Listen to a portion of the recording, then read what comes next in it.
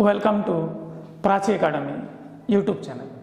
आशा करते हैं आप लोगों की पढ़ाई लिखाई अच्छी चल रही है। साथ ही साथ आप झारखंड एसएससी सीजीएल, जेपीएससी और झारखंड लैब टेक्नीशियन का तैयारी जोर शोर से कर रहे होंगे। पिछले क्लास में हम लोगों ने झारखंड में असहयोग आंदोलन का विस्तार से अध्ययन किए थे। इसमें आप सभी विद्यार्थियों का बहुत सारा प्यार मिला, उसके लिए सभी विद्यार्थियों को थैंक्स। और जो विद्यार्थी इस चैनल में नए हैं, चैनल को सपोर्ट करने के लिए चैनल को सब्सक्राइब और वीडियो को लाइक कर दीजिए। चलिए हम लोग टॉपिक को कंटिन्यू करते हैं झारखंड की राजनीतिक स्थिति में। तो पिछले क्लास में हम लोग देखे थे झारखंड का असहयोग आंदोलन, उसमें कुछ पॉइंट छूटा हुआ था। तो लास्ट जो क्लास हम लिए थे कि हजारीबाग में जो बिहार स्टूडेंट कॉन्फ्रेंस का जो 16वां अधिवेशन हुआ था, बिहार स्टूडेंट कॉन्फ्रेंस का जो 16वां अधिवेशन हुआ वो कब हुआ था मेरे भाई? तो 6 अक्टूबर 1921 एडी को 16वां अधिवेशन कहां पर हुआ? हजारीबाग में हुआ। और इस अधिवेशन में शपथ क्या लिया गया कि विदेशी वस्त्र का त्याग करना है। ठीक है, विदेशी वस्त्र का त्याग करना है, विदेशी शिक्षा का त्याग करना है।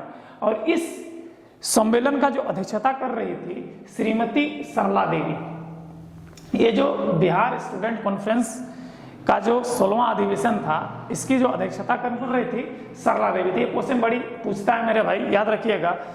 बिहार स्टूडेंट कॉन्फ्रेंस अधिवेशन 16वां अधिवेशन जो हजारीबाग में हुआ था, उसकी अध्यक्षता कौन किया था? तो कौन किया था? श्रीमती सरला देवी। इसके बाद मेरे भाई आंदोलन आगे बढ़ता है। तो उसी समय रांची में रॉलेट एक्ट और जालियांवाला बाग हत्याकांड के खिलाफ, रांची में रॉलेट एक्ट आया था, जालियांवाला बाग हत्याकांड जो जनरल डायर ने कराया था, उसके खिलाफ जो आंदोलन छेड़ दिया, उसका नाम था कौन? गुलाब तिवारी। तो गुलाब तिवारी ने रॉलेट एक्ट के खिलाफ और जालियांवाला बाग हत्याकांड के खिलाफ रांची में एक आंदोलन छेड़ दिया। अब देखिए, झारखंड में जो असहयोग आंदोलन चल रहा था, उसको दीप जलाने का, तुल देने का काम कौन कौन किए थे? उनका महत्वपूर्ण योगदान रहा था झारखंड में असहयोग आंदोलन पे। तो सबसे बड़ा योगदान था हमारा गुलाब तिवारी का, उसके बाद भोलानाथ बर्मन का था, उसके बाद पद्मराज जैन का था, मौलवी उस्मान का था, अब्दुल रजाक का था। और इनमें से सबसे ज्यादा योगदान अगर किसी का था असहयोग आंदोलन में, तो टाना भगतों का था। ये टाना भगत यहाँ का एक जनजातीय समूह है, इनका सबसे बड़ा योगदान रहा था। और गांधी जी का कहना भी है, मेरे जितने भी शिष्य हैं उनमें से सबसे ऊपर अगर कोई शिष्य है तो वो टाना भगत है। असहयोग आंदोलन के समय इस चीज को गांधी जी ने भी स्वीकारा है, याद रखिएगा। ध्यान दीजिएगा, इस पूरे असहयोग आंदोलन में महत्वपूर्ण भूमिका किसने निभाई? टाना भगत ने निभाई। और ये चीज गांधी जी खुद स्वीकार करते हैं। झारखंड में असहयोग आंदोलन में सबसे ज्यादा अगर महत्वपूर्ण भूमिका कोई निभाया है तो टाना भगत ने ही निभाया है। और मेरे जितने भी शिष्य रहे हैं इस आंदोलन में, उनमें से सबसे ऊपर अगर कोई रहा है तो टाना भगत ही रहा है। खुद गांधी जी इस चीज को स्वीकार किए हैं मेरे भाई। ठीक है, और सबसे बड़ी बात क्या है कि टाना भगत लोगों ने अंग्रेजों को भूमि कर देना बंद कर दिया था। ठीक है, कृषि कर जो होता था, तो कृषि के लिए अंग्रेजों को हम लोग कर देते थे, तो इस कर को देना कंप्लीटली टाना भगतों ने बंद कर दिया था। लगभग सब दे ही रहा था, लेकिन टाना भगत ने कंप्लीटली बंद करके ने अंग्रेज के खिलाफ विरोध जताया और असहयोग आंदोलन को क्या किया? सपोर्ट किया इन्होंने। ठीक है, इसी बीच क्या होता है मेरे भाई? 1922 ईस्वी में कांग्रेस का विभाजन हो जाता है। ठीक है, और स्वराज पार्टी का गठन होता है। ठीक है, स्वराज पार्टी का गठन होता है। तो कांग्रेस का विभाजन कब हुआ? 1922 ईस्वी में, और स्वराज पार्टी का गठन हो गया।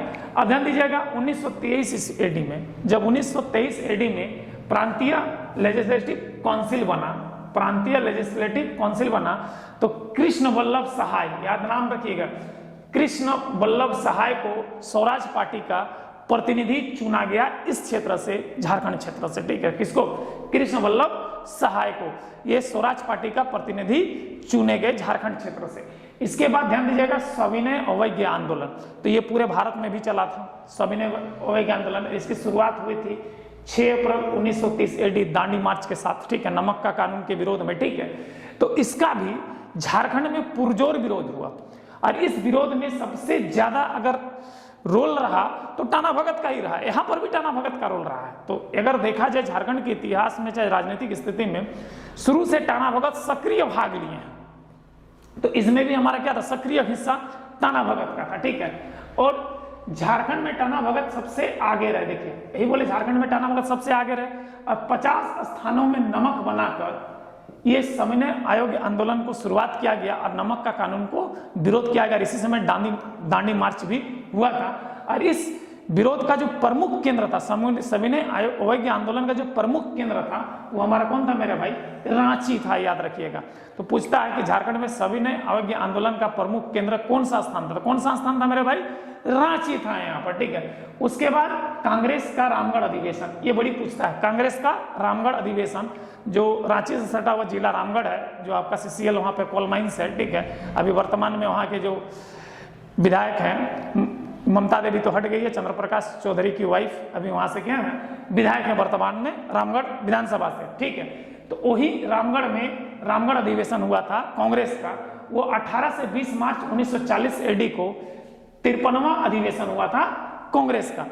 इस अधिवेशन का अध्यक्षता कौन कर रहे थे? मौलाना अबुल कलाम आजाद, जिसको अंग्रेजों ने रांची में नजरबंद करके रखा था। वही मौलाना अबुल कलाम आजाद जो है इस रामगढ़ अधिवेशन का अध्यक्षता कर रहे थे। इसमें गांधी जी भी भाग लिए थे, पंडित जवाहरलाल नेहरू भी भाग लिए थे, सारे लगभग जो बड़े बड़े लीडर थे सारे इस अधिवेशन में भाग लिए थे। और भाग लेने के बाद यहाँ पे जो लोकल लीडर था वो लालू भगत था, एतवा भगत था, विश्वामित्र भगत था, जो सब टाना भगत था। इनके नेतृत्व में बिशनपुर, कुड़ू, मांडर तथा घाघरा में कांग्रेस का महासभा बुलाया गया। बहुत सारा महासभा किया गया। कब? 18 से 20 मार्च 1940 AD जो हमारा कांग्रेस का 53वां अधिवेशन। और इस अधिवेशन का अध्यक्षता कौन कर रहे थे, नेतृत्व कौन कर रहे थे? मौलाना अबुल कलाम आजाद। मौलाना अबुल कलाम आजाद को रांची में नजरबंद किया था अंग्रेजों ने। इसके बारे में आपको डिटेल से पिछले क्लास में कहाँ पर नजरबंद किए थे, कहाँ नमाज पढ़ने जाते थे, इसका डिटेल जानकारी हम पिछले क्लास में आप लोग को ले चुके हैं। उसको जाकर के देख लीजिएगा। लास्ट में वीडियो में इसका लिंक भी डाल देंगे, कहाँ पर कहाँ से आए थे, कहाँ इनको नजरबंद किया गया था, सारा डिटेल हम बता चुके हैं। इसके बाद इस कांग्रेस का जो अधिवेशन था, रामगढ़ अधिवेशन, इसमें भी टाना भगत ने सक्रिय भाग लिया। मैंने टाना भगत का राजनीतिक योगदान बहुत ज्यादा रहा झारखंड में, ठीक है, याद रखिएगा। गांधी को टाना भगतों ने 100 रुपया की थैली भेंट की रामगढ़ अधिवेशन में, ताकि आंदोलन जारी रहे, ठीक है। उसके लिए आंदोलन रुके नहीं, स्वतंत्रता संग्राम रुके नहीं। इसके लिए उन्होंने आर्थिक मदद के रूप में टाना भगत उन्होंने जो पैसा इकट्ठा किया था वो 100 रुपया इकट्ठा हुआ था। तो 100 रुपये का थैली महात्मा गांधी को भेंट स्वरूप प्रदान किया ताकि आंदोलन चालू रहे। इसके बाद चालू हुआ मेरे भाई झारखंड में भारत छोड़ो आंदोलन। झारखंड में क्या पूरे भारत में भारत छोड़ो आंदोलन हुआ था, जिसको हम लोग अगस्त क्रांति के नाम से जानते हैं। इसकी शुरुआत जो हुई थी 18 अगस्त 1942 AD को हुई थी। अगस्त क्रांति की शुरुआत कब हुई थी? 8 अगस्त 1942। कब हुई थी? 8 अगस्त 1942 AD को अगस्त क्रांति यानी भारत छोड़ो आंदोलन की शुरुआत हुई थी। पूरे भारत में हुई थी। तो इसमें झारखंड भी अछूता नहीं रहा। झारखंड में इसका बहुत ज्यादा विकराल रूप देखने को मिला, ठीक है। और इसमें टाना भगत जो है खुलकर अंग्रेजों का विरोध किया, खुलकर सामने आया। हजारों की संख्या में टाना भगत जेल चले गए, ठीक है।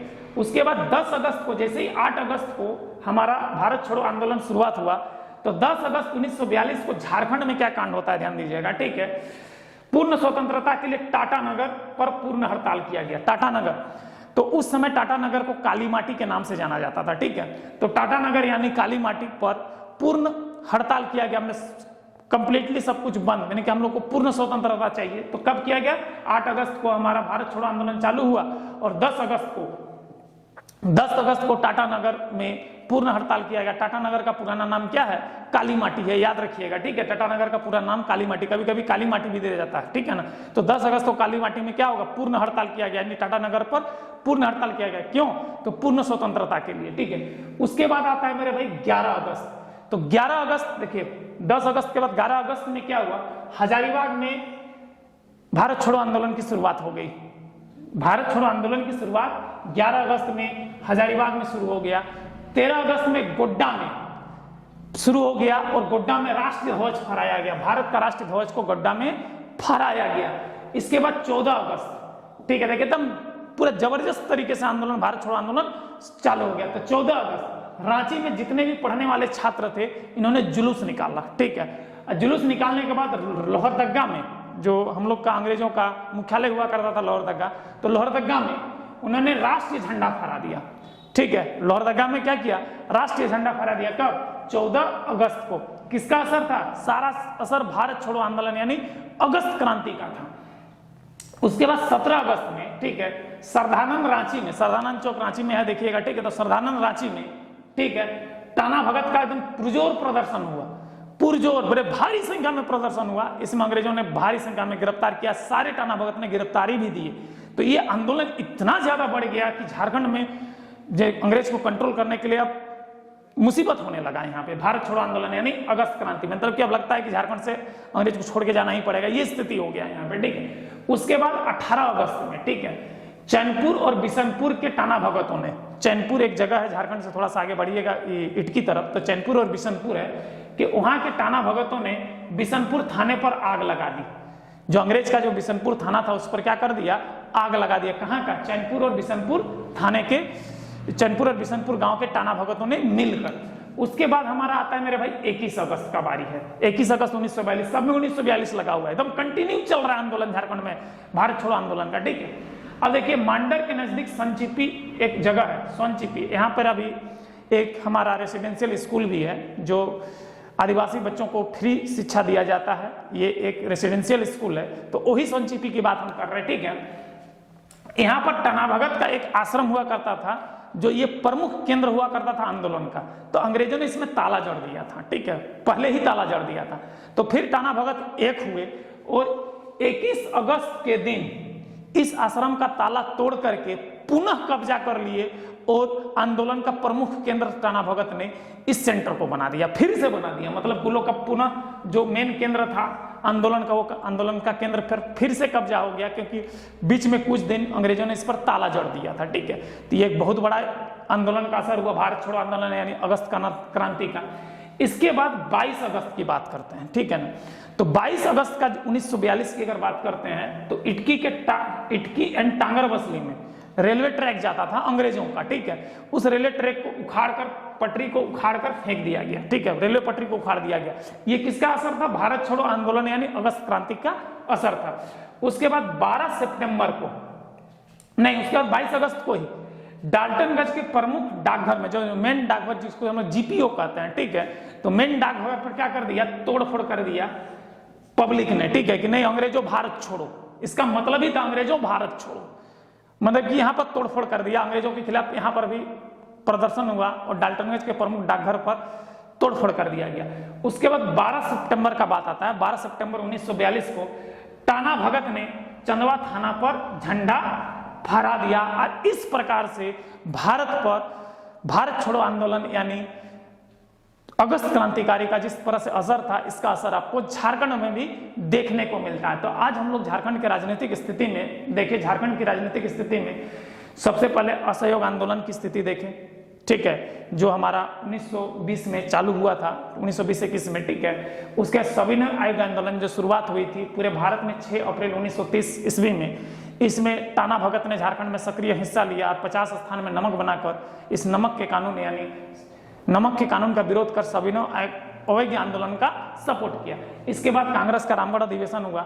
यह रामगढ़ अधिवेशन जो था 53वां अधिवेशन था और इस अधिवेशन का नेतृत्व कौन कर रहे थे, मौलाना अबुल कलाम आजाद। जो मौलाना अबुल कलाम आजाद को रांची में क्या किया गया था, नजरबंद किया गया था। यहाँ का लोकल लीडर में थे मेरे भाई लालू भगत, एतवा भगत और विश्वामित्र भगत के नेतृत्व में बिशनपुर, कुड़ू, मांडर और घाघरा में कांग्रेस का आम सभा हुआ और कांग्रेस को आंदोलन जारी रखने के लिए यहाँ के टाना भगत ने जो कलेक्शन किया था, तो वो कलेक्शन 100 रुपया आया था, वो थैली गांधी जी को भेंट स्वरूप प्रदान करते हैं। इसके बाद आता है मेरे भारत छोड़ो आंदोलन यानी अगस्त क्रांति, जो शुरुआत हुई थी 8 अगस्त 1942 में पूरे भारत में।